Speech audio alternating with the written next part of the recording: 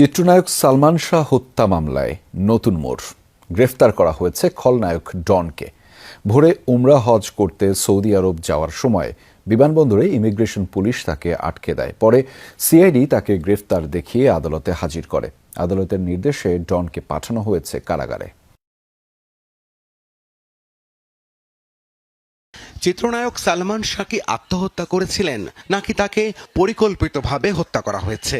রহস্যের জট খোলেনি ৩ দশকেও। অবশেষে গত বছর সালমান শাহ মৃত্যুর ঘটনায় হত্যা মামলা পরিচালনার নির্দেশ দেন আদালত। এর প্রেক্ষিতে ২০২৫ সালের ২১ অক্টোবর রাজধানীর রমনা থানায় হত্যা মামলা দায়ের করেন সালমান শাহর পরিবার। আসামি করা হয় সালমান শাহর স্ত্রী সামিরা হক, খলনায়ক ডন সহ ১১ জনকে। মামলা দায়ের হওয়ার পর থেকেই পলাতক ছিলেন ডন। রোববার ভোরে ওমরা হজ করতে সৌদি আরবে যাওয়ার চেষ্টা করেন তিনি। এ সময় বিমানবন্দর ইমিগ্রেশন পুলিশ তাকে আটকে দেয়, তুলে দেয় মামলার তদন্ত সংস্থা সিআইডির হাতে। সিআইডির তদন্ত কর্মকর্তা দুপুরে ডনকে আদালতে হাজির করে কারাগারে পাঠানোর আবেদন করেন।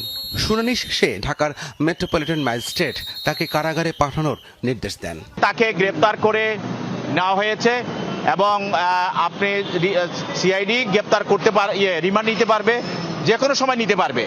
হয়তো আজকে নামার চিন্তা নাই, কিন্তু পরবর্তীতে সিআইডি তাকে রিমান্ডে নিতে পারে।